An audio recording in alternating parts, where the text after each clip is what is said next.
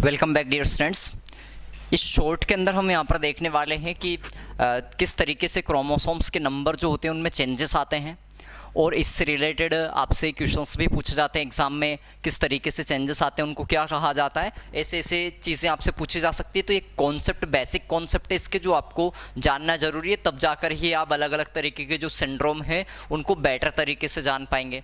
तो देखिए कितने तरीके से क्रोमोसोम के नंबर चेंज हो सकते हैं। इसको हम म्यूटेशंस कह सकते हैं, क्योंकि ये क्रोमोसोम्स के नंबर चेंज होते हैं जनरली म्यूटेशन की वजह से होते हैं। तो देखिए दो तरीके से यहाँ पर हो सकते हैं। एक को हम कह सकते हैं यूप्लॉइडी, देख सकते हैं आप यूप्लॉइडी आपको दिखाई दे रहा है। तो एक हम कह सकते हैं यूप्लॉइडी और एक है एनिप्लॉइडी। यूप्लॉइडी के अंदर क्या होते हैं, क्रोमोसोम जो नंबर जो होते हैं वो सेट में चेंज होते हैं, ध्यान रखना है।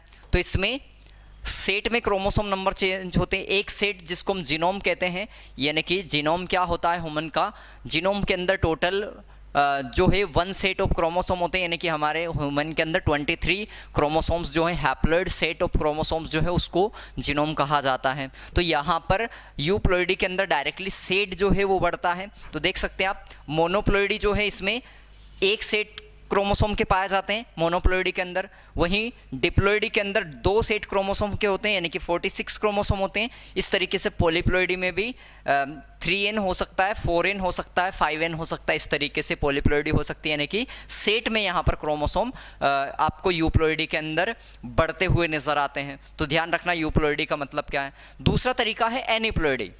एक तो हमने यूप्लॉइडी देखा कि यहाँ पर क्रोमोसोम नंबर जो वो सेट में बढ़ते हैं, वहीं पर एनिप्लॉइडी की अगर हम बात करें तो यहाँ पर क्रोमोसोम नंबर सेट में ना बढ़कर एक बढ़ जाता है या एक घट जाता है। इस तरीके से एक एक दो दो नंबर के क्रोमोसोम्स के नंबर जो होते हैं वो कम या ज़्यादा होते हैं एनिप्लॉइडी के अंदर।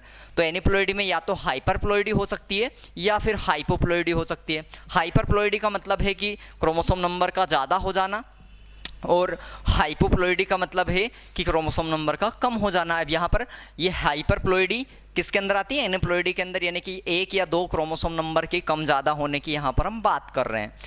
हाइपरप्लॉइडी जो होती है वो भी उसमें, यानी कि क्रोमोसोम नंबर अगर एक ज़्यादा होता है बढ़कर, यानी कि हमारा जो डिप्लॉइड सेट है क्रोमोसोम का उसमें अगर एक ज़्यादा हो जाता है क्रोमोसोम तो उसको हम क्या कहेंगे, ट्राइसोमी कहेंगे। ध्यान रखना, अगर क्रोमोसोम नंबर एक ज़्यादा होता है तो उसे क्या कहते हैं, हम ट्राइसोमी कहते हैं। अब ये हो सकता है कि ऑटोसोम क्रोमोसोम ज़्यादा हो जाए या फिर हम कह दें कि सेक्स क्रोमोसोम ज़्यादा हो जाए।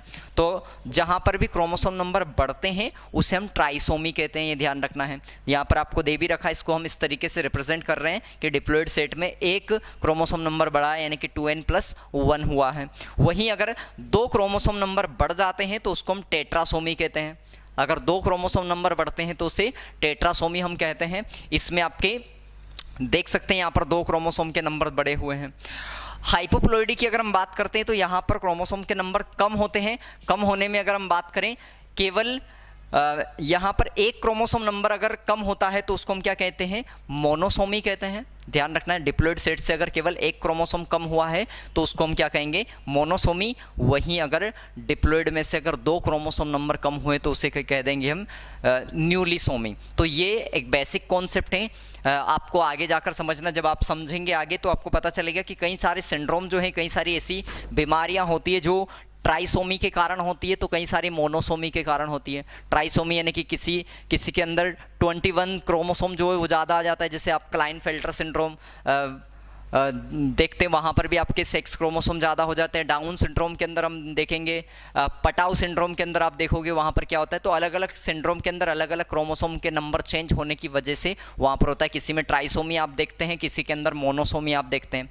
जिस तरीके से टर्नर सिंड्रोम की अगर हम बात करें तो टर्नर सिंड्रोम में आपको मोनोसोमी देखने को मिलती है वाई क्रोमोसोम की।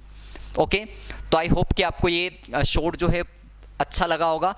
जेनेटिक्स में हम ये सारे कॉन्सेप्ट क्लियर करेंगे, क्योंकि जेनेटिक्स में स्टूडेंट को कई सारी चीज़ें समझ में नहीं आती है। हमारी जो न्यू बैचेस है वो भी 2023 के लिए वो भी स्टार्ट हो रही है, 20 जुलाई से स्टार्ट होने वाली है। तो ऐसे में आप उसके लिए जो भी रजिस्ट्रेशन करना चाहे वो कर सकते हैं, क्योंकि अधिकतर स्टूडेंट जो हमारे जेनेटिक्स जो है वो उसको काफ़ी ज़्यादा परचेस कर रहे हैं, जेनेटिक्स वाले कोर्सेज़ को।